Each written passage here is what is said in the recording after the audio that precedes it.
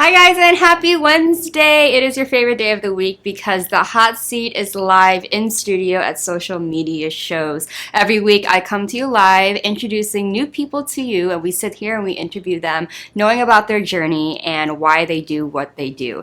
It inspires me every week to hear their passion and their motivation to continue to succeed here in the beautiful city of Las Vegas, and we are trying to expand and make it beyond that. But today we are not short of exciting guests. I know I say this every single week, but I'm always right. At the end of the show, you guys are probably like, oh my God, yes.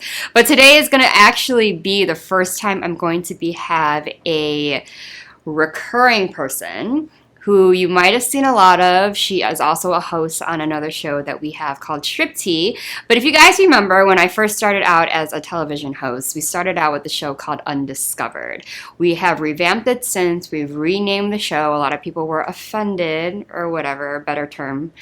But I had this person on prior, and she is going to be back sitting now in the hot seat, which is completely different. And we're just going to jump right into things that she's doing and how amazing she has become in her field. So guys, don't go anywhere. Grab your drinks, grab your lunch, and we will be back to dive right into the person that you will know and will recognize, plus a special performance. So don't go anywhere. Bye.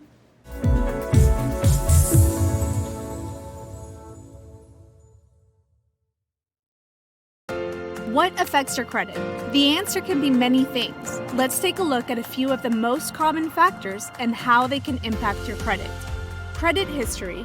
In order to have a credit score, you need to have open and active credit accounts. This gives you the opportunity to build a credit score and get approved for larger purchases such as a car or a home. So it's important to have a responsible record of debt repayment. Available credit and usage. The rule of thumb is to use 30% of your available credit to minimize the impact of debt on your credit score. In other words, the less credit you use, the better. Monthly on-time payments. By making sure your monthly payments are paid on time, you could boost your credit score. Late payments, however, may bring your score down. Errors on your credit report. Check your credit report regularly to make sure it's accurate. If there are any errors or signs of identity theft, report them immediately to the appropriate credit bureau. Applications for credit. If you're applying for credit, filling out several applications in a short amount of time may hurt your credit score. It's ideal to keep the applications to a minimum. However, there is an allowable shopping window for a mortgage. Remember, a good credit score could possibly save you in interest payments. If your credit score needs some improvement, however, consider starting with the basics mentioned here. And when you're ready to buy your dream home, give New American Funding a call. We'll help you find a home loan that works for you and your unique situation.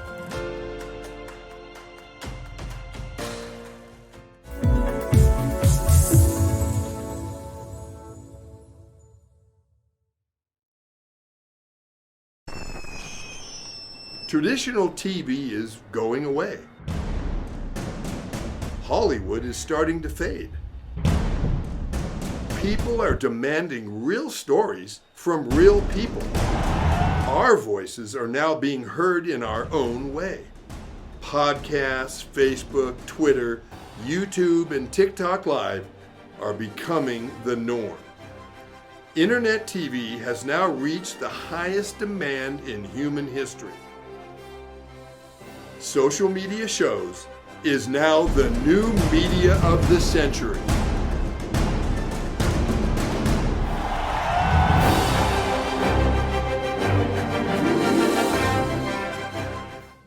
Hello everyone, this is Joseph Skoda with Social Media Shows.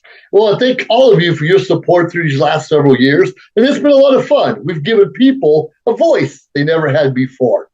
Now, Social Media Shows is always collaborating with our veterans to help them do things and help out the veterans who are struggling today. And we teamed up with GI Connections, connecting veterans with resources. So please consider helping and donating to this great cause because we're always doing things for veterans. So GI Connections, Social Media Shows, and you is what makes the world a better place. Once again, Joseph Skoda, proud United States Air Force veteran.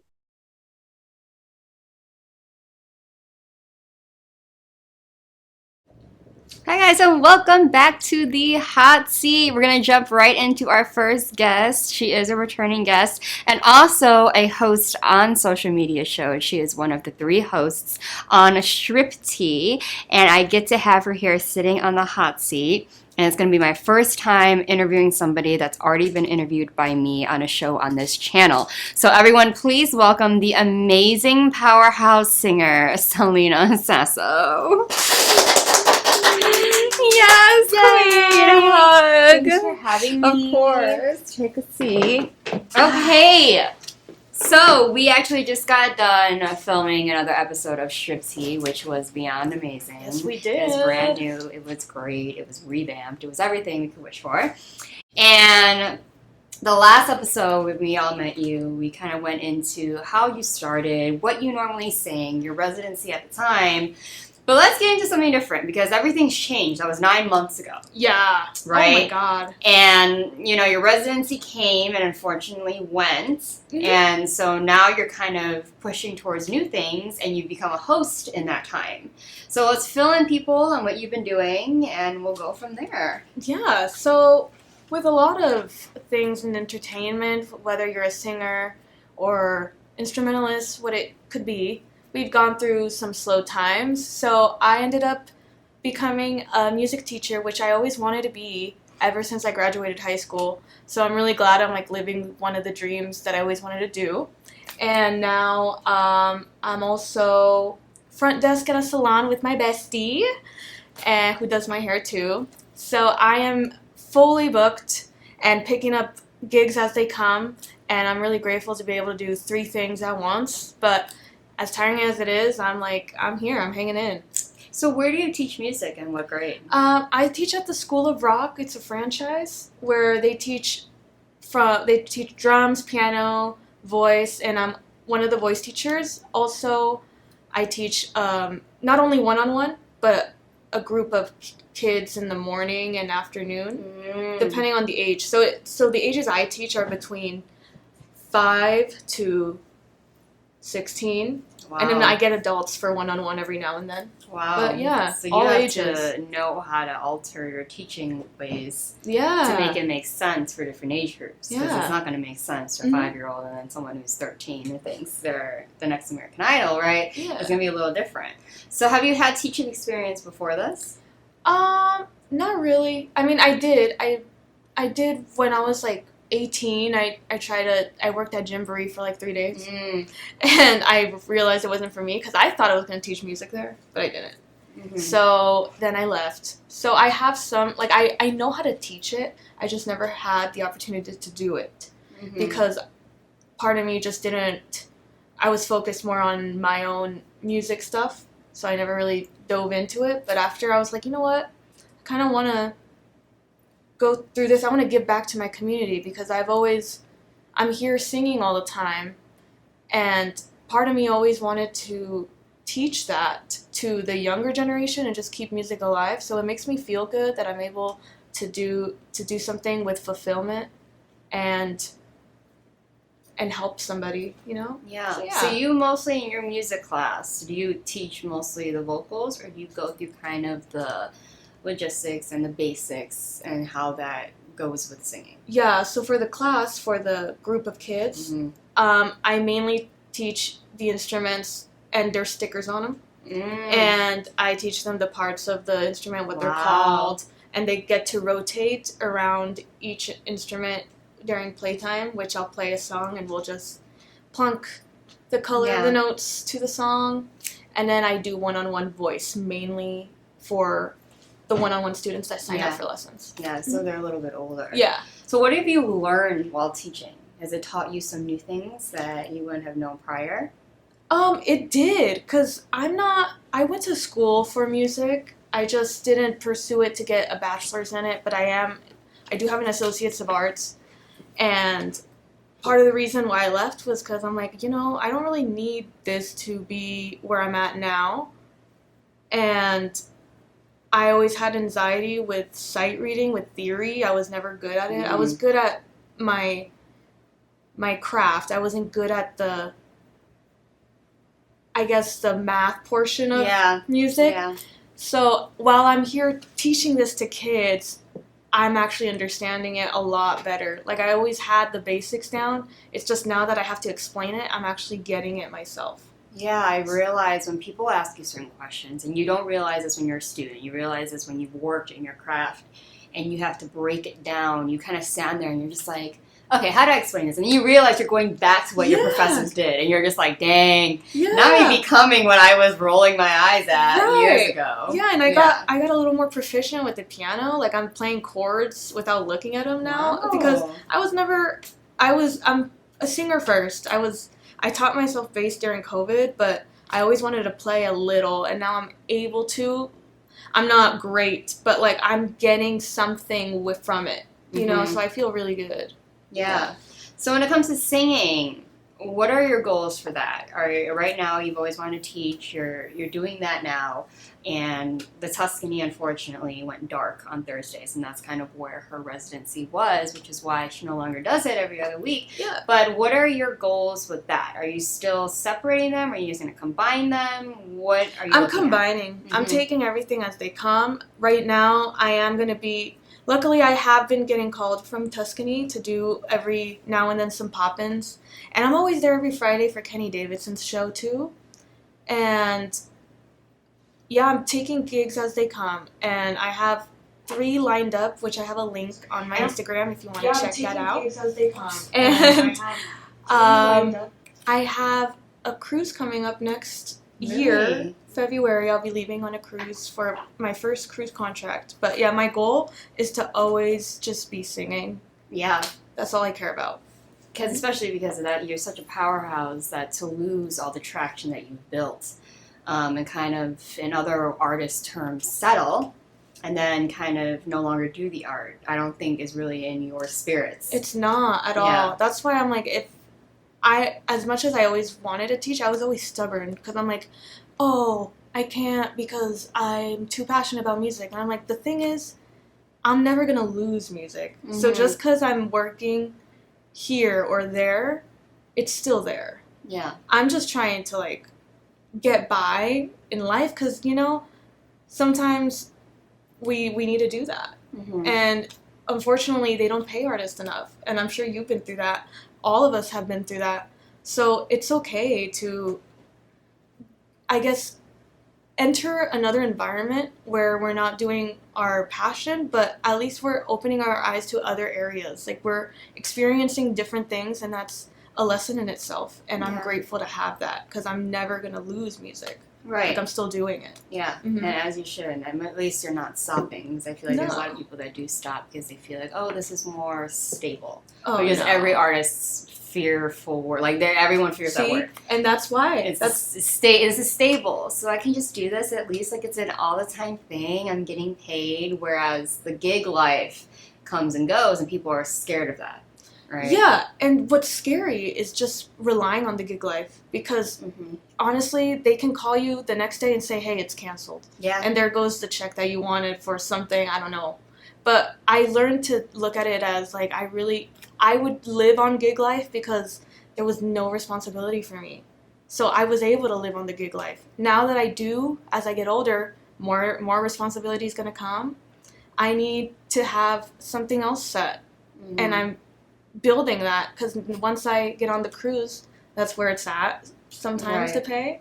So I don't mind doing those for a few years. As long as I get to keep singing is where I'm happy. I can be at a salon, I can be teaching, but I'm still in the middle ground of music always. Yeah. And I'm still putting out my passion, my craft out there. Yeah, because what you're teaching isn't far off from what you're doing. You're still immersed in it, and you're just kind of sharing your knowledge. I'm just sharing it. Yeah, and that's still, I would feel, in your field. Yeah, so and I love doing different. It. Yeah. It's just working a salon is different, but it's fun. Like, I'm learning about, I'm in beauty, and I love beauty, so there we go. Yeah, and you're there with your best friend. So my it's just something that you're just chilling. Because I feel like, get your hair done often. Either as a blowout, either as a touch-up dye, touch-up bleach, all the time. So you're there, girl. So For you real. chilling. I am chilling, yeah, because I'm like, if I'm gonna work in a field where I want to work in, and that's always gonna be entertainment and beauty. Yes, that's my life. I love that. Yeah, thank you. Now, another thing I want to talk about is on Strip Tea, one time we were discussing agency, something like that, and you were talking about your experience being in music and how agencies, we were all kind of different at that time on what we did in the field and how agencies play a part in what we do. And you had mentioned how with singers, to the general public, how they will see it is you're successful if you can carry a tune, you not be tone deaf. And I remember making a comment saying well, in general, there are people that cannot sing. There's people that can sing, they can carry a tune, they can carry a note, and it's not hurting anyone's ears. And you had made a comment saying, well, generally that's not always the case, right? When it comes down to if you're a great singer, you'll succeed, or if you're an okay singer, you only go so far. What are your views on the artists that make it and what it takes to actually be different than all these other artists? I think, you're asking, what it takes to, succeed in a way, because a lot of people are probably being okay, well, artists like Whitney Houston obviously can sing, there's no doubt about it. But then you have other artists that can argue, please don't kill me, Taylor Swift, where a lot of people can argue about, whether or not she's a powerhouse singer. And so to you, you'll be it doesn't really matter if you're a great, great, great singer, because you can still really just stand out as this amazing singer. So I feel Whitney Houston and Taylor Swift are not the same person, of course. Right. But they have a fan base, a strong fan base. They have their own uniqueness. They both have something different that people like. So as long as you are true to yourself, and I think they're both very authentic in their craft, they have great hearts. I don't know much about their personality. I can't speak for a celebrity I never met before, but I know that they have their foundation that they built, and that's what makes you successful, I think. And success is defined in so many different ways, but that doesn't mean reaching fame. Success just means you being happy where you are. They're both successful. Whitney has done a lot before she passed, she's a legend. She has, and so is Taylor Swift. As much as she's not my taste, but she is a legend, and people love that. They both have their authenticity. But truly, you can be the best performer in the city, and with the perfect tone, but if your attitude is not it, there's not really much to impress anybody with. I don't know. Yes, voices are crazy, and I always gravitate towards that.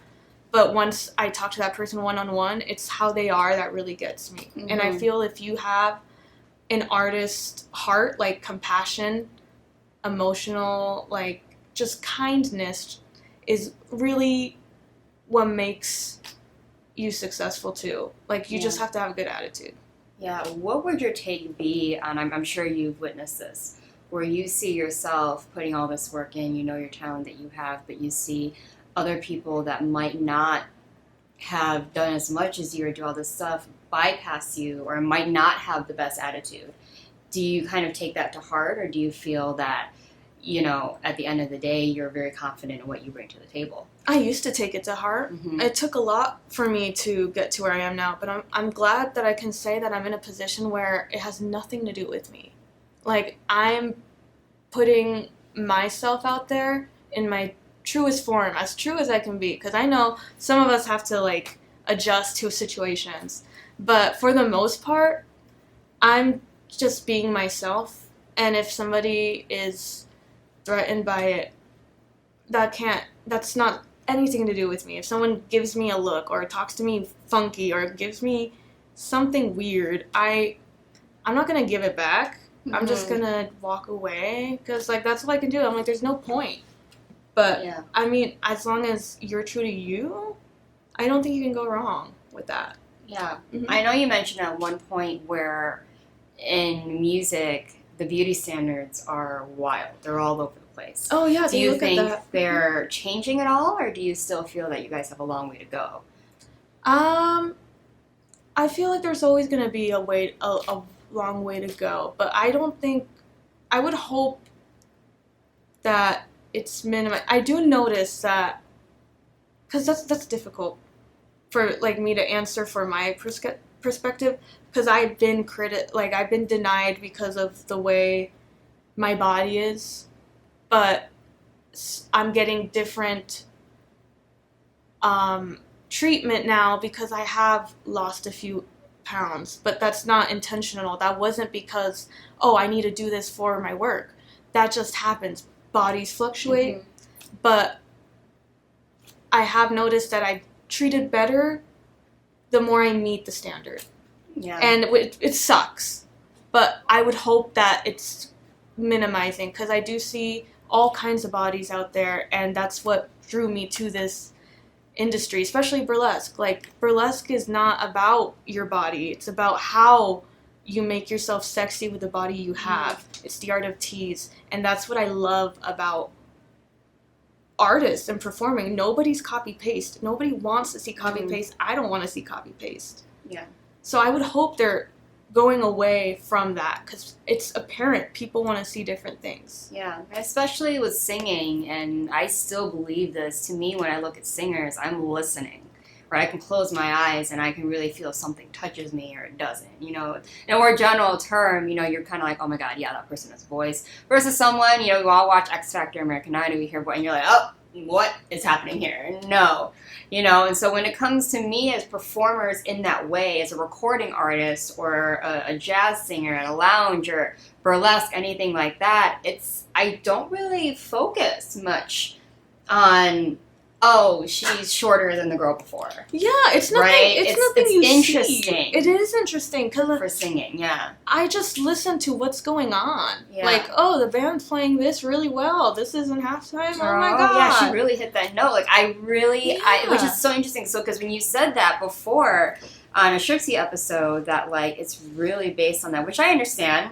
No one wants someone poorly dressed on it. Like, you know what I'm saying? Like, you have to have a presentation when you're already a recording artist, things like that. But at the same time, when you're looking at logistics about, you know, hair color, what she did to her hair, what she, you know, the color of her top with matching her pant, like, it's a little interesting coming from, like, a model perspective where I'm trying to make it make sense in the music industry on why, you know, they're so fixated on those things when at the end of the day, making music is about listening, right? Yeah, I'm like, that's all it is. It's art, and everybody, like, you don't listen to your Spotify and imagine, because there's artists in there that I don't even know what they look like.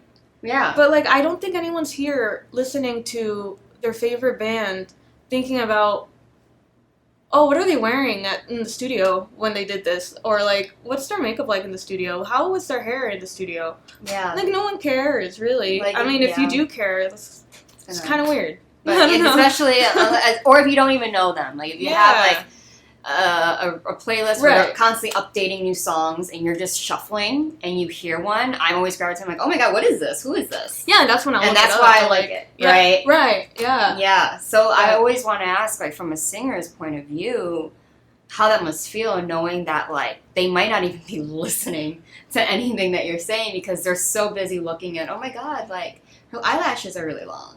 Yeah, I mean, and I've been told that, and I take it. I'm like, thank you, yeah, they are long. Like, I put them on for a reason, yeah. But, because I enjoy what I put on myself. But I'm glad to know that there is people listening to me because I'm told all the time, and that's the most rewarding thing for me is that I'm doing my job right. And because as much as I love music, I do it for my feelings and my emotion.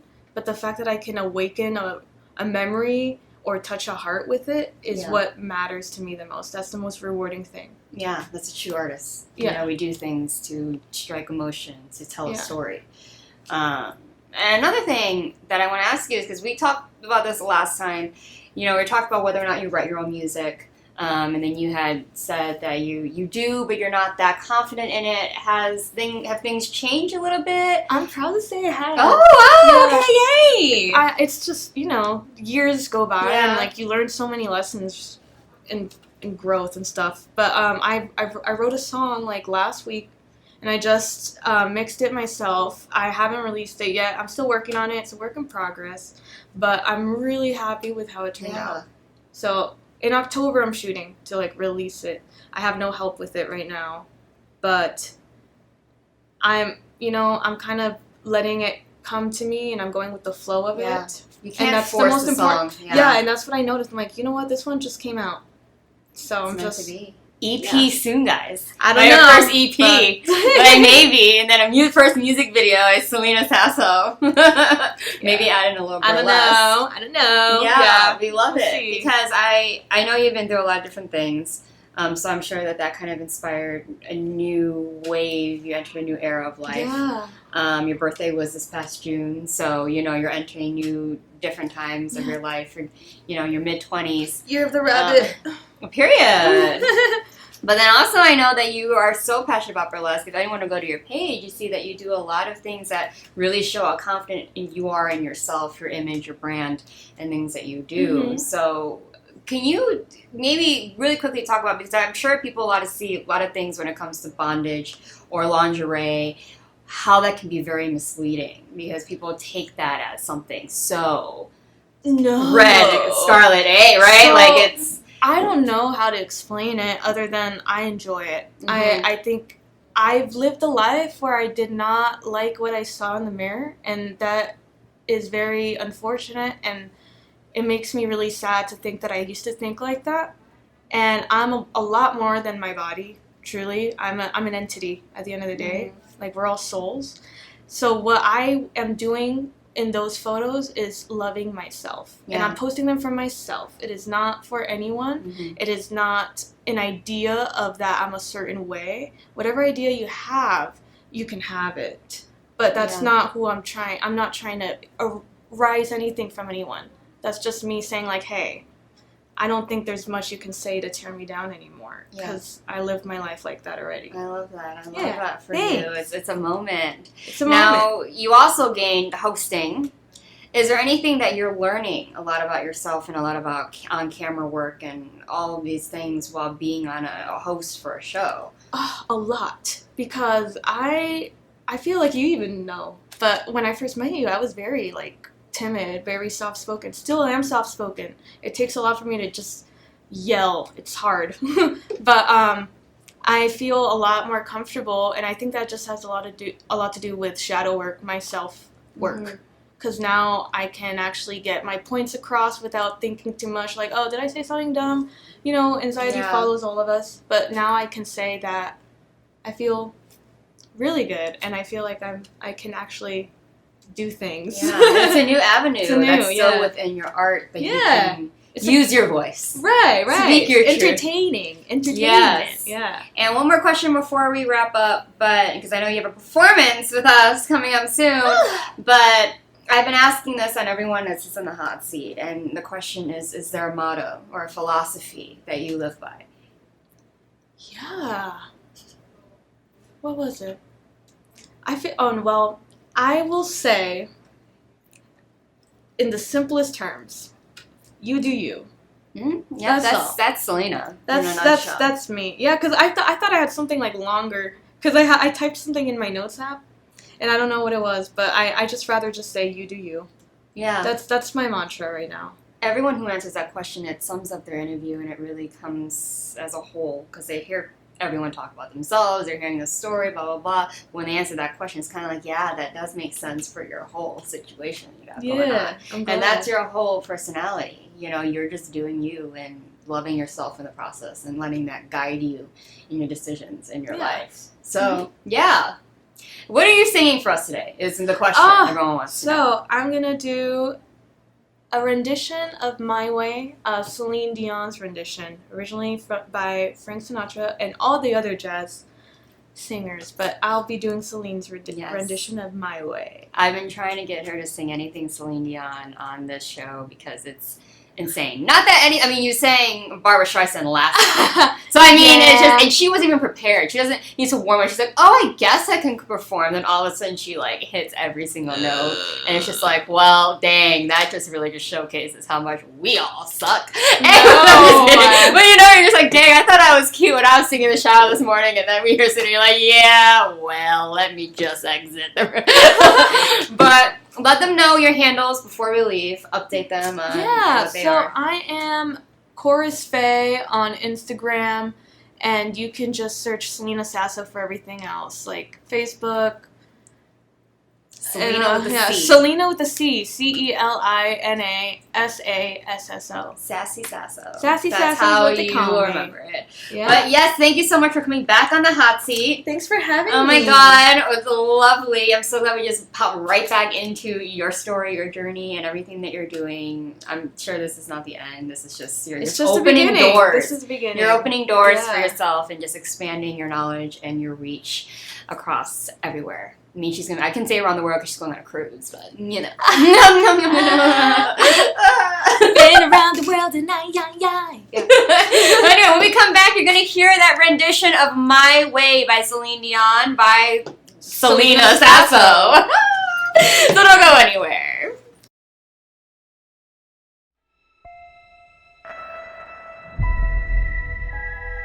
The year is 2980, and we now know that death is not the end.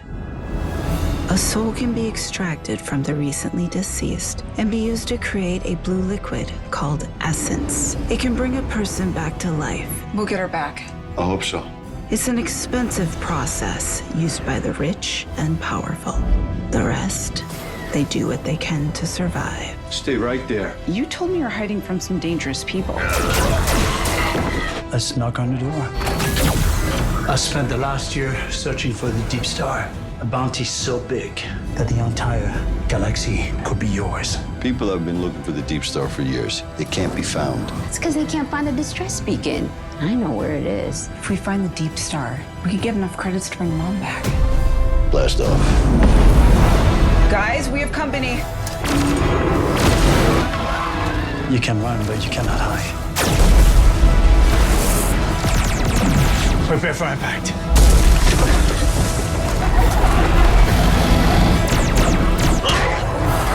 I am now authorized to take action.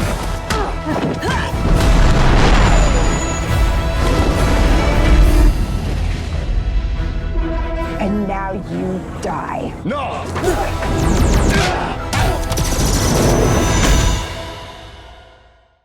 Hi, I'm Deacon T with Modern Word Ministries. It's great to be with you today. Just a short little promo for our show. Every Sunday morning we have service, and you can follow us at 10 a.m. Pacific Time on modernwordministries.org. And if you missed us or you want to see some of our older messages, go ahead and check us out on socialmediashows.com every single morning at 9 a.m. It's a great way to kick off your day, get a little bit of the word in you, get something uplifting, get you started off on your way. You know, if you're looking for prayer or you need some help, reach out to us. If you go to our website, again, that's modernwordministries.org, you can interact with me via telephone, via DM, text message, whatever you want. I'll get right back to you. So if you need prayer, you need help, you just need somebody to talk to, Modern Word Ministries is here for you. We are your church in the community. So until you see you next time, be blessed, everybody. Bye-bye. Got Films is a full-service production company that provides motion picture quality content and production services for use in the film and TV industry. Looking for a seasoned crew, high-quality equipment, or other production services for your film, TV, commercial, corporate convention, sports, news, or interview project? Your search stops here. Some of our projects include NASCAR, American Restoration, Pawn Stars, Counting Cars, Top Chef, BattleBots, Forge and Fire, and Street Outlaws. We have also produced over 60 feature films and documentaries. We're ready for all your needs. Whatever your project, whatever your budget, big or small, Got Films got you. GotFilms.com.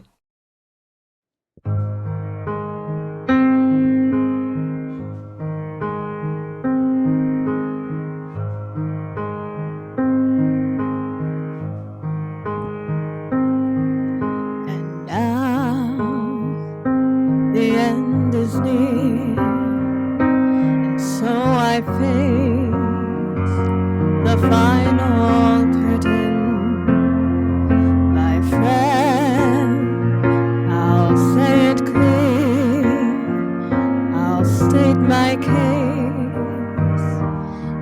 I'm certain I lived a life that's full.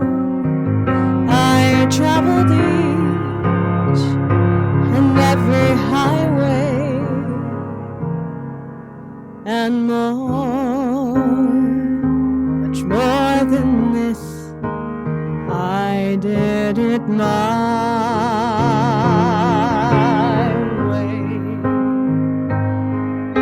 Regrets, I had a few, but then again, too few to mention. I did what I had to do and saw it through without exemption. I planned each charted course, each careful step along the byway, and more, much more than this. I did it my way. Yes, there were times, I'm sure you knew, where I bit off more than I could chew. But through it all, when there was doubt, I ate it up and spit it out. I faced it all, and I stood tall and did it my way. I loved, I laughed, I cried.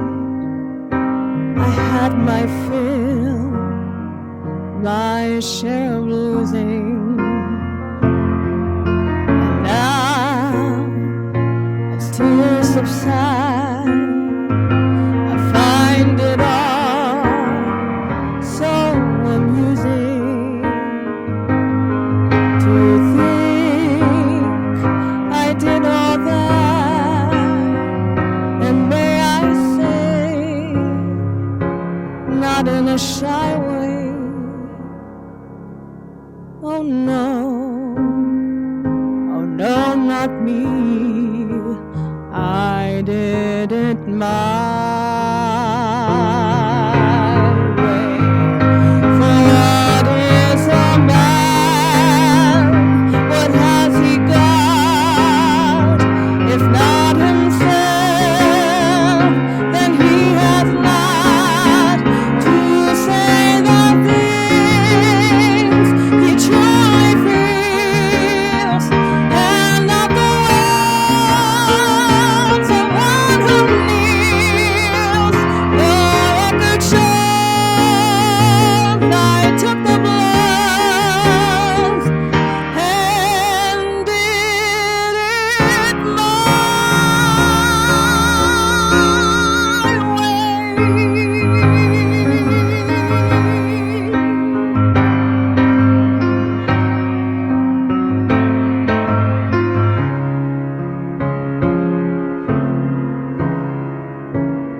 Thank you so much.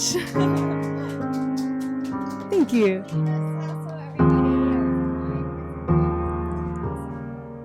Look out for her, support her shows, keep up with the events that she's doing and when she's performing, and follow her.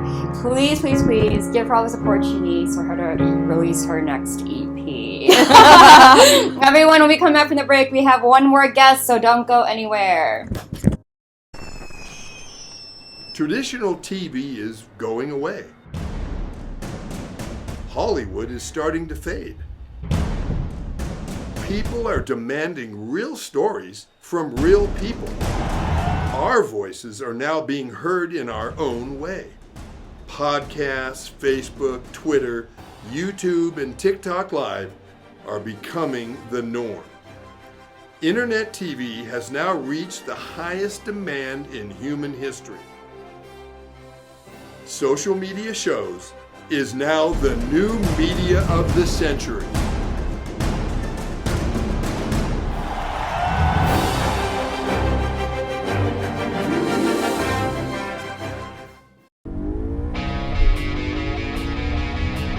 Las Vegas, here we come! I can't believe we're all moving to Vegas. I know, right? It's a dream come true.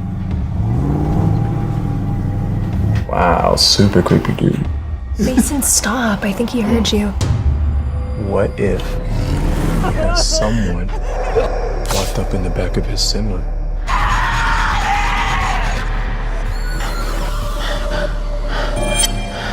She's gone. Someone took her. Who's that creepy trucker?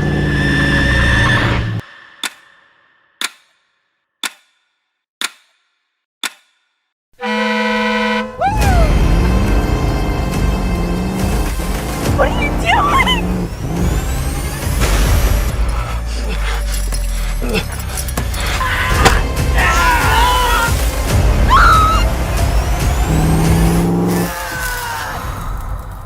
They call me Mother Trucker.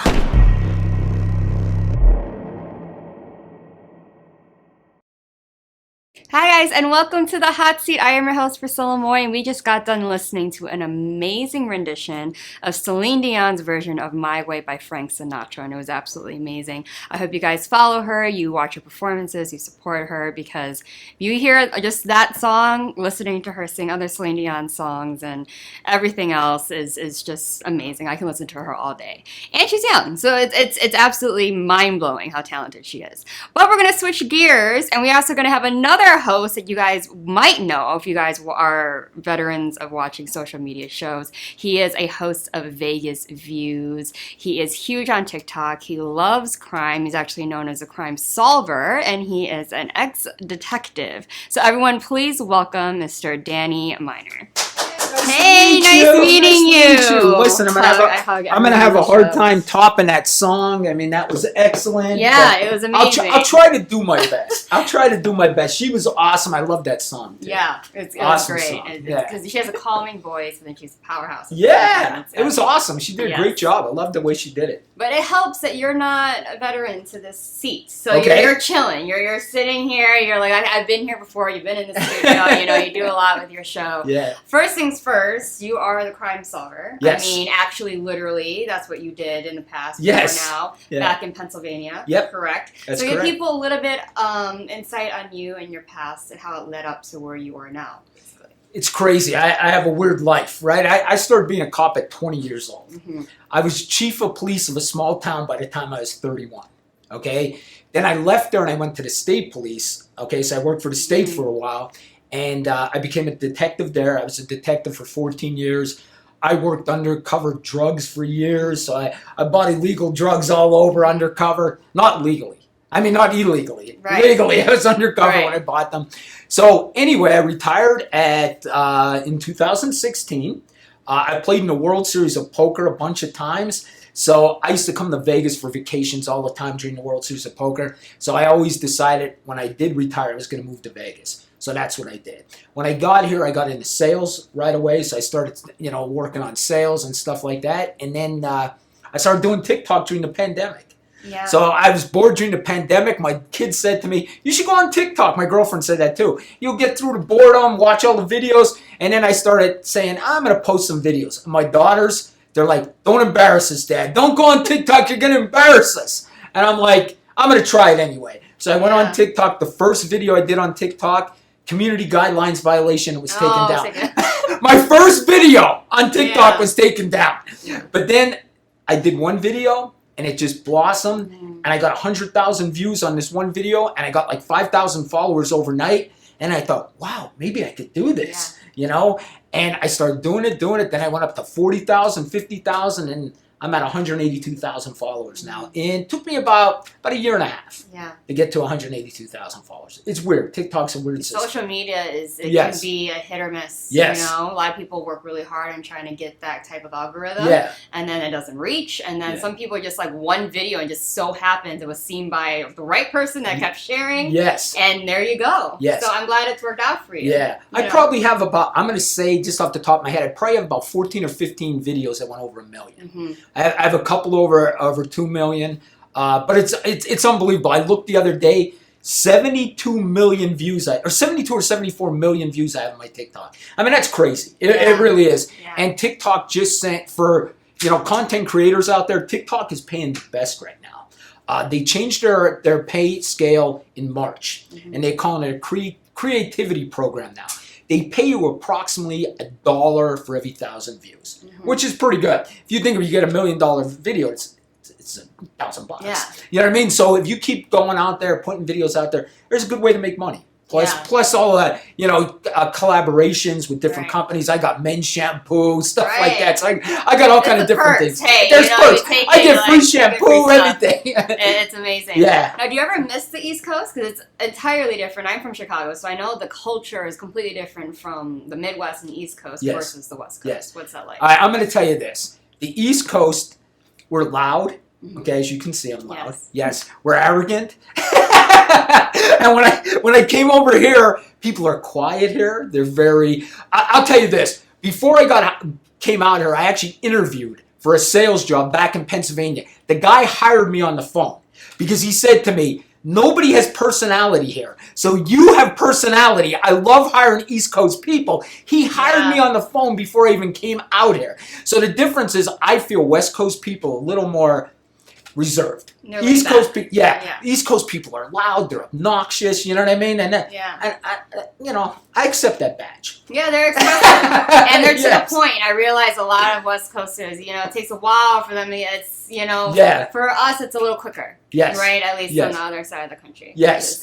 And so another thing I want to dig deep in is my father was also a detective. So he was Jason Warrens in Chicago, and he worked for the county. Okay. And he retired the same year as you did. Oh, and so a wording, well, like a phrase that they always say now, "Oh, you're lucky you got out when you did." Yes. Right? That's a big thing. Yeah. How do you feel? Like, are you kind of around the same boat? Because a lot of things have changed when it comes to the police and the views and things that are happening around the world. Oh, yeah. When I retired, honestly, it was weird because it's weird because I didn't work for about 2 or 3 months, and I never not worked. From the time I was like 18 years old, I didn't work. So it was very weird. So when I retired, I started feeling a little depressed.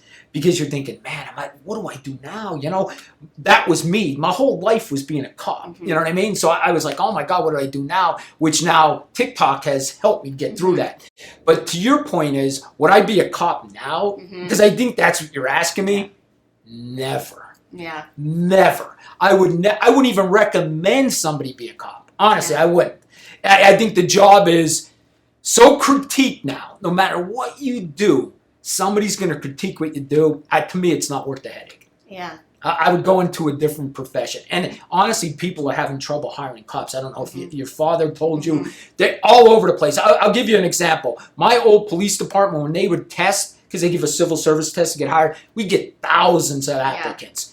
They said, I just talked to somebody back home, they got 50 applicants. They used to get thousands. They got 50 people that only applied. It's crazy. Nobody wants to be a cop. There was a town in Minnesota, and I know our producer is from Minnesota here, and a whole town, their whole police department quit. Did you hear about this? No, the whole entire police department quit. It's been 3 weeks. They didn't even get one applicant. Not one person applied to work there. So the police work is in trouble, is what I'm saying. Yeah. It really is. It's in trouble. Yeah, they always say, because I know my dad and a lot of they all retired out here. They're always like, back then, that was the job. Anyone wanted to be a cop. Everyone was trying to get. It was hard to be a cop. Someone that can get them in to go to the academy, right? To get these things, it was a privilege. Yes. Now it's like, whew. I don't know, man. Something bad. I could be in a situation, and now it's the end of. Next thing you know, you're on every single news station. Right.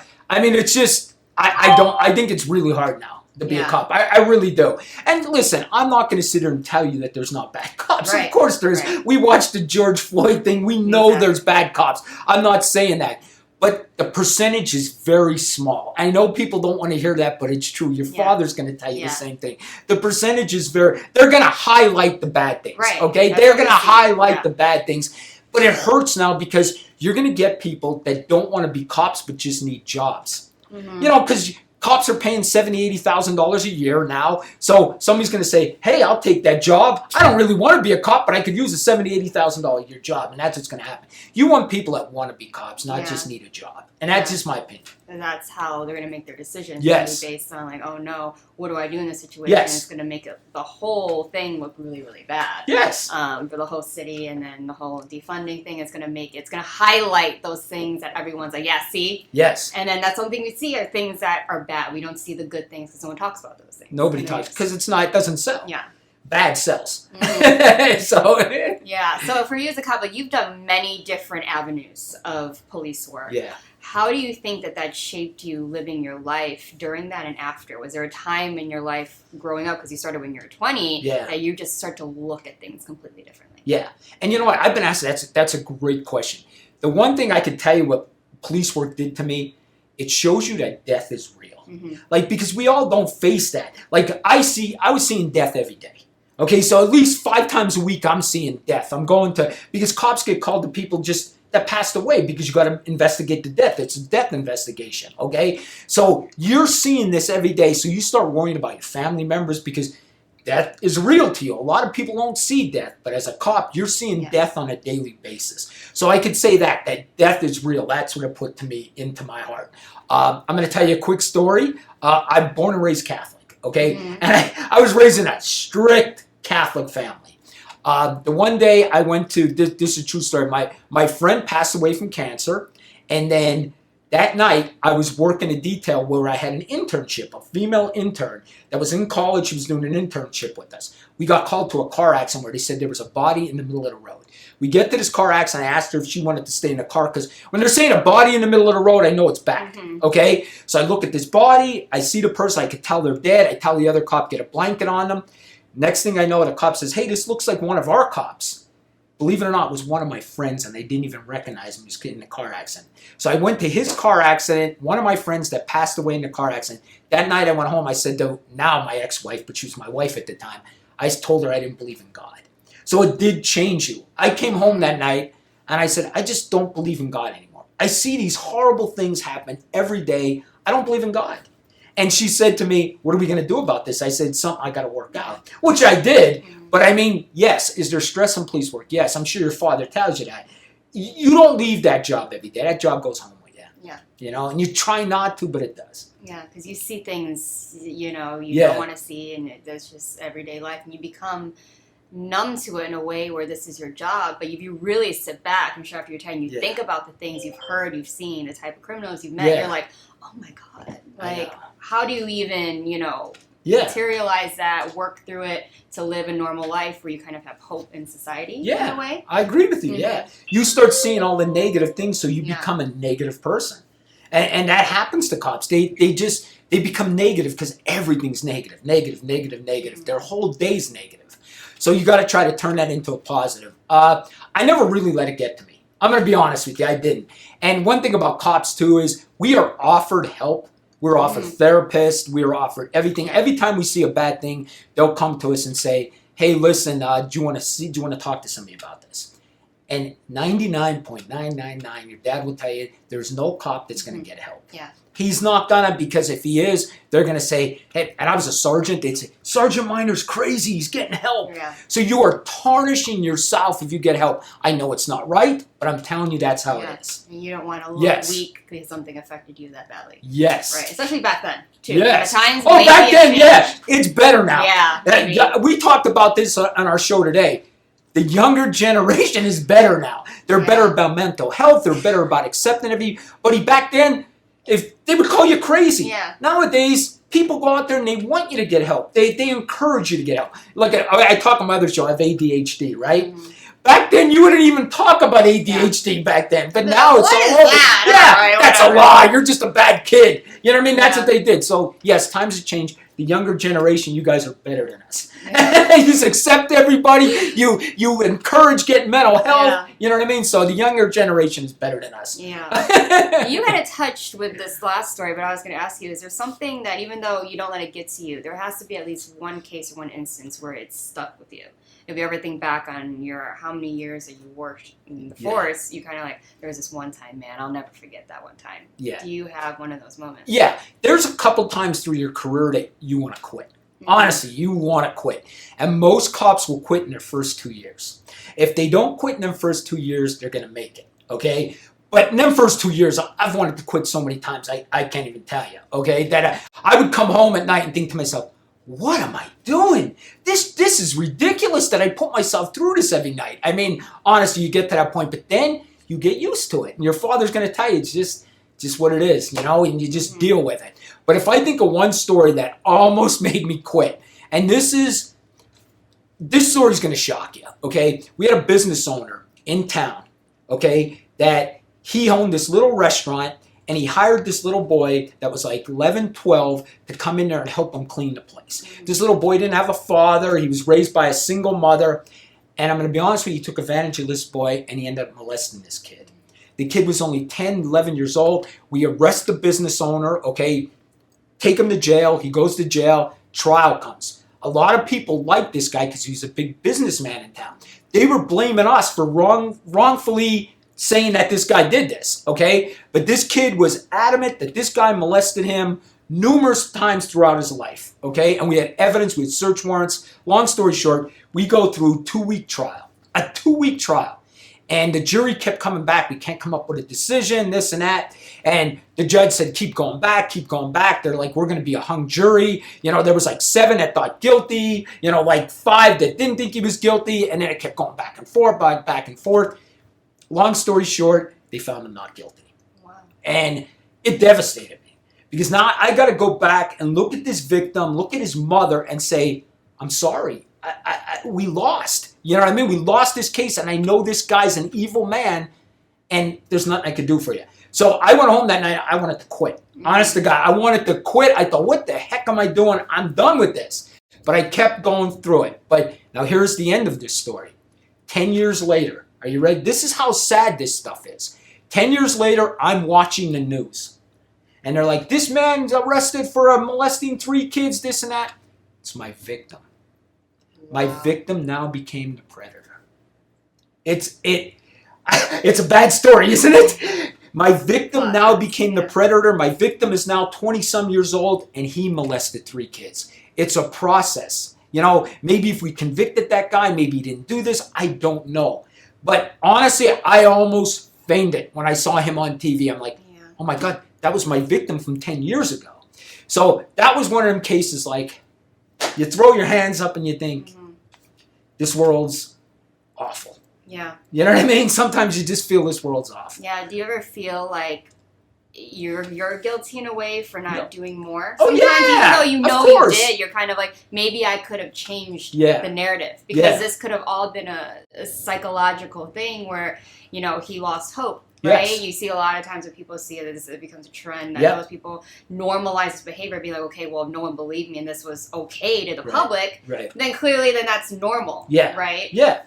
And he had a real good defense attorney.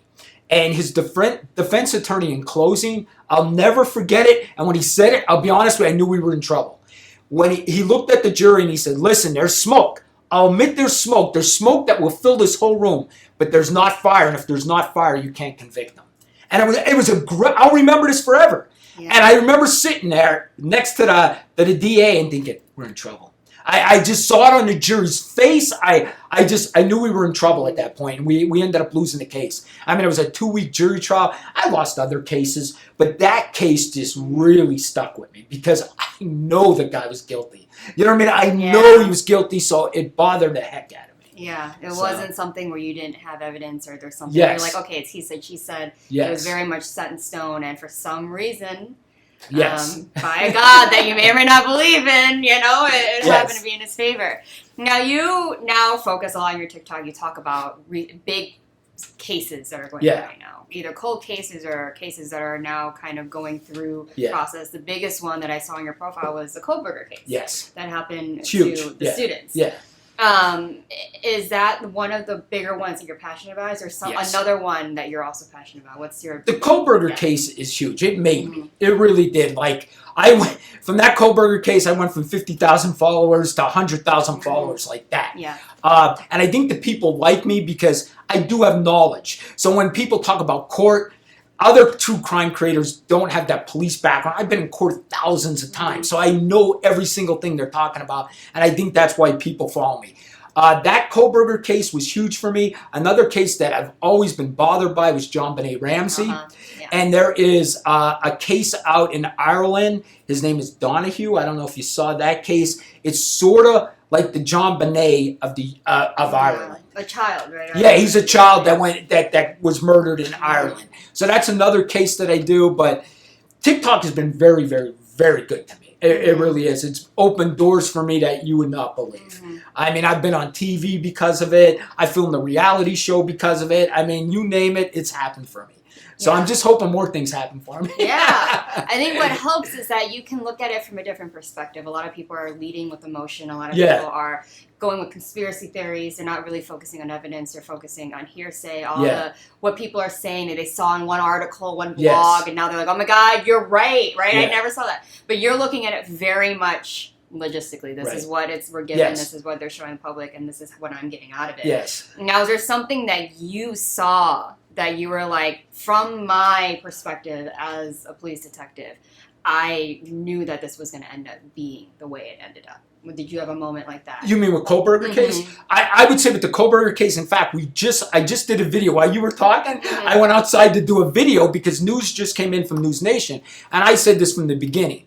The trial was supposed to start October 2nd. I've been telling my followers since last year when we started talking about this case, there's no way this is happening that quick.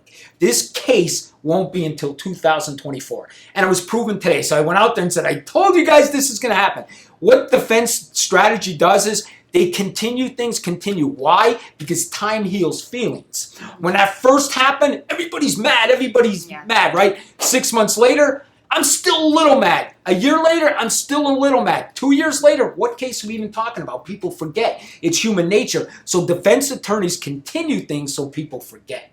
That's a truth. That's a defense strategy. Sorry, criminal defense attorneys. I'm giving your strategy away, but that's what they do. And it just came right now, the Kohlberger case, just this minute. They're continuing it. Yeah. So it's probably 2024.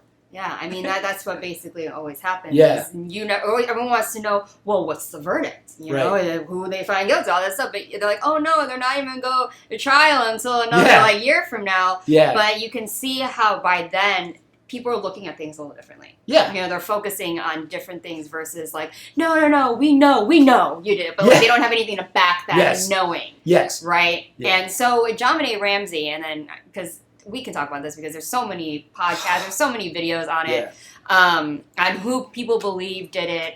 Unfortunately, there's many weird people out there saying I did it. Like they want to confess to it. Right. Like multiple men confess to it, which is wild to me. Crazy. Do you have any insight to what you think if you were a detective on that case, even though they messed up? Okay, if you want my opinion, if I was a detective, I love this question. Let me tell you, I love this case so much. I went to Boulder to see the house. Really? I went there. I went to Boulder. I saw the house. I wanted to see the neighborhood it was in. It's in a rich neighborhood, okay? I don't see a serial killer running around. I just don't, okay? I just don't. The cops were horrible. When I tell you horrible, they were worse than the O.J. Simpson case. They ruined this case. They totally ruined this case. When you go to a missing girl like that, okay, as soon as I got called there, everybody out of the house, and I'm going to search this home. Everybody, parents, everybody, I'm getting a search warrant for the house and everybody out. They left them people in there. That's police work 101. Horrible. They let the father find her. So now the father's DNA and everything's on her, picked her up, brought her upstairs. It was horrible. Now to that point, I read a book of their interviews, that the father and mother. I totally believe they had nothing to do with it. You're going to be shocked about that probably. But I believe the parents had nothing to do with this. But I do believe it was somebody that knew the parents. Yeah. I don't believe the parents did either. Yeah, I do believe it was somebody that knew the parents, somebody that knew this girl, and they were obsessed with her. They were sickos, and they broke in this house and did this. I totally believe the parents didn't do it, and I don't believe her 10-year-old brother at the time or 8-year-old brother did this, because she was brutally murdered. They choked her with that thing, and her brother at 8 or 10 years old did not do this. No. You know, I hate when they blame him for that. I feel bad. Could you imagine growing up and being blamed for your sister's murder when you had nothing to do with it? Exactly. You know, so that case bothers me. Yeah, and then, like, to this day, like, and it's upsetting because I know her mother did pass, and she never really kind of got peace with that. But, you know, it takes a lot to strangle someone. If you don't believe, like, it takes a lot of strength and, like, you know, so to have another child, like, to that extent, but especially being raised like that, they always have money. She was a pageant girl. To be a pageant girl, you have your family has to have money in a way. Yeah. But it's wild. It continues to go down. It's one of those that's like annoying because you just want the answer. Like, who did it? Right. Someone say it. Like the whole cold cases bother me in general. Yes. Because I'm like, oh God, I can't.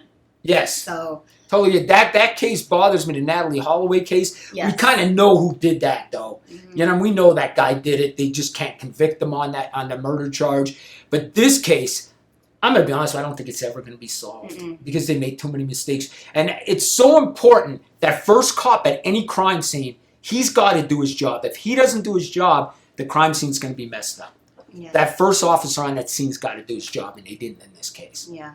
Yeah, I'm really glad that you voice those things on your channel and you're able to voice it now, so you can kind of really not stick up, because a lot of people are like, oh no, like no one's gonna blame their fellow cop, they're gonna, you know, cover them up, all that stuff, but you're literally blatantly saying, no, like you messed up. They messed up big time. I call me from another cop, you failed and it's your fault. Like, yes, they messed up big time. They missed a bit, and I will call the cops out, but I will also say the cops are right if they're right. Yeah. I mean, I'm the same way, and I tell my followers that, right? As you should. Yeah. You don't want to feed a narrative that's not true, but you also want to pinpoint, hey, like, we are human at the same time. You guys aren't entirely wrong. Right. But you guys aren't also entirely right. Exactly. Right? Like, and you're changing the way of that whole view on using social media to your advantage. Yes. You know, I'm sure you get a lot of haters. Oh, God. I was viewing you, like, sometimes pinpoint and you do a video based on what people are saying. Did you see that? I've seen multiple out there.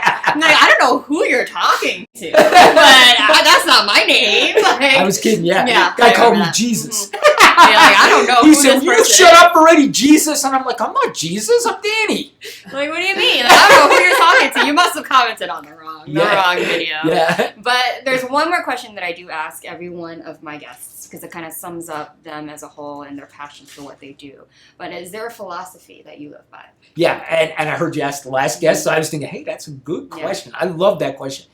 This is what I always say. Did you ever hear a song that Garth Brooks said, The Dance? I don't know if you ever heard that song, The Dance. He's basically saying, if you get a chance to dance, you dance. Okay? Okay? And he talks about when he misses a loved one passed away. Listen, I miss you, but I'm always going to remember to dance. This is the way I look at things. If you get an opportunity in life, you take it. You take every single opportunity. Every time somebody asks me to be on a show, I do it. I don't care if it's the smallest show. I don't care if it's the smallest podcast. You don't know who's watching. You don't know what's going on. Take every single chance that is offered to you. A lot of people live in fear, okay? You live in fear, you're going nowhere in this life. You have to take chances. You have to be a gambler. You have to be a hustler. Or you know what? You're just going to be sitting on your couch watching TV. Right. And that's the truth. You have to be a hustler.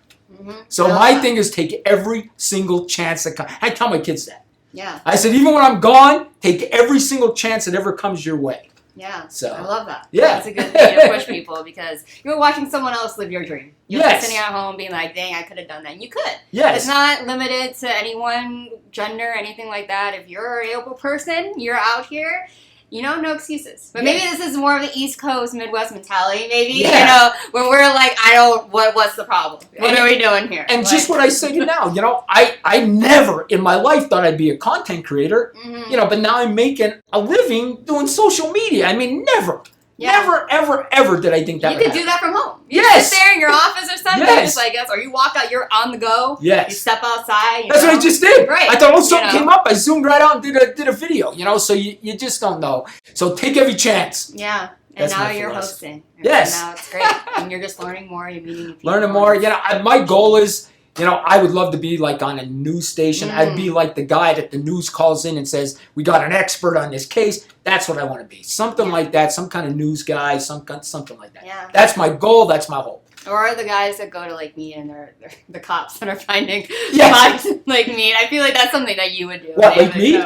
Yeah, because there are some cops that I know that go out and they're finding bodies on Lake Mead. Well, I went viral over that, right?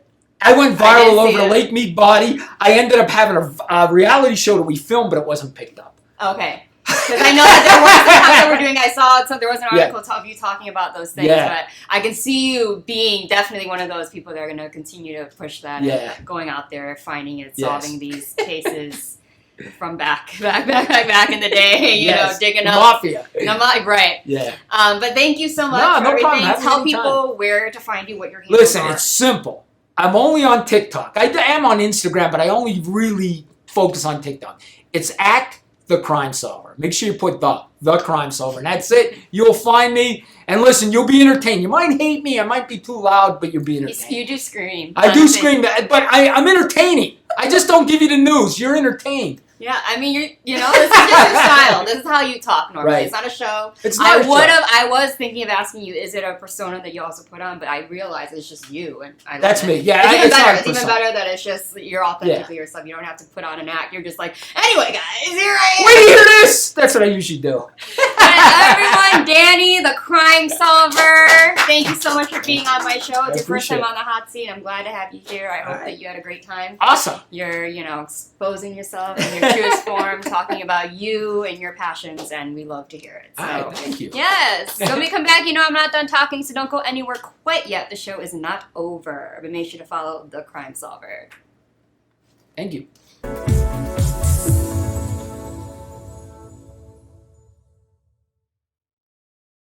It's a tough market. We get it. Home inventory is at an all-time low. It's a seller's market, and cash buyers have the advantage. Recently, cash buyers made up more than a quarter of all home purchases. But we have the solution. New American Funding's Buyer Accepted program allows your buyers to compete with all cash offers by becoming cash buyers themselves. Here's how it works. Buyer Accepted LLC, an affiliated company of New American Funding, will purchase your buyer's new home with cash and sell it back to them for the original purchase price, plus a fee that can be added to the purchase of the home once they secure mortgage financing with New American Funding. The best part is that they don't need to sell their current home first. This is a true cash offer. Clients who use our Buyer Accepted program can secure financing using a conventional loan and even VA. Plus, there are no fees for agents and no sacrificing commissions. Buyer Accepted even offers a free 1-hour certification course that will make you the expert. You want to close more deals and help more clients? New American Funding's Buyer Accepted program is the answer.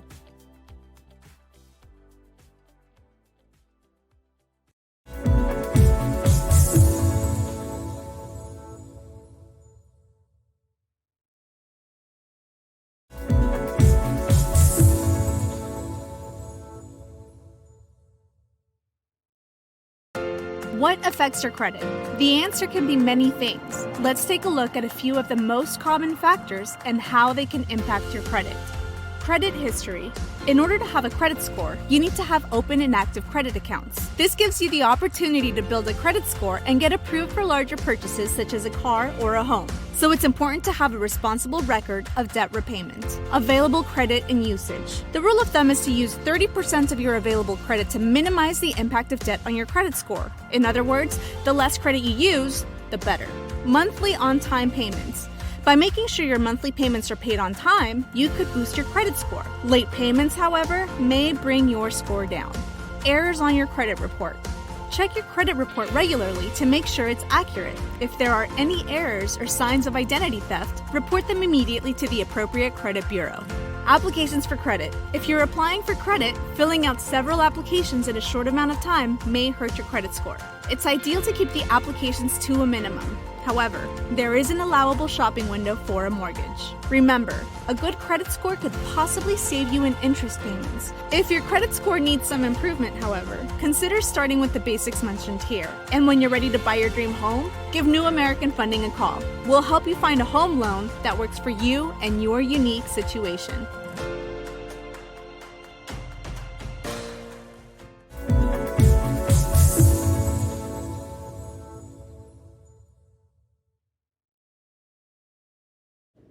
Hi guys, and welcome back to the Hot Seat. What a show. Full of energy, full of personality, two completely different people, but two people that are involved here at social media shows. If you want to see them in their hosting environment, you can watch Danny on Vegas Views with Dawn Sullivan, and you can watch Celina Sasso on Strip Tea with myself and our new host, Daryl Boogie Evans. They're available to stream all the time. You can watch our past episodes. They've been on it for a minute. So if you want to get a feel of what they talk about on their shows, please go ahead and watch it. Every show is different, and we're here to support and just give our love when we can. But it's amazing. I think today's show, and I think Maria can attest to this, was completely different than all my other Hot Seat shows, because these are two people who are very, very, very familiar with the studio, but also I've never had a person, I think, like Danny sitting here, or I've never interviewed, I think, a cop before. So talking about crime and that type of thing, I was like, where are we going with this? But that was great. I loved it. I really did. I think that's really interesting. I feel like I don't know what Vegas Views always normally talks about. I know they talk about different, paranormal things and maybe politics, things like that. But I feel like Danny should have his own where he talks about crime cases and he has people on and they discuss big cases like, the Zodiac Killer, things like that, But that would be a hit. People love true crime. I do. So yeah, that's a great thing. But Celina also, her powerhouse voice, I really hope that you guys really enjoyed her rendition of My Way, and it was absolutely amazing. You can see her range, which is wide. So everyone, please go support her. As always, I know I use my Instagram to scout a little bit for the Hot Seat when I have free time, but if you guys really want to be on the show and want to be considered to be sitting here, just like Danny and just like Celina, please email admin@socialmediashows.com with your bio, with your information. Let them know which show in particular you would like to be on, and we will get that set up for you right away. I love meeting people. I love people that surprise me. Like Danny was a surprise. His energy is wild. I've seen his TikToks. I knew he was loud, but that was just brought a lot of life. I was like, oh my God, I'm awake now. Like, woo, okay, we are here. I love meeting fellow East Coast or Midwest type of people. Like a lot of people are different around the country, and so their energy that they bring here is completely different. So it's nice meeting people with that sort of, tenacity when they speak, right? Their cadence is like all over the place. So I love it. It brings life to this channel. So everyone, please go support Vegas Views and Strip Tea and of course the Hot Seat. And we will see you next week on the Hot Seat with me, your host, Priscilla Moy. So you guys have a great rest of your Wednesday, and I'll see you soon.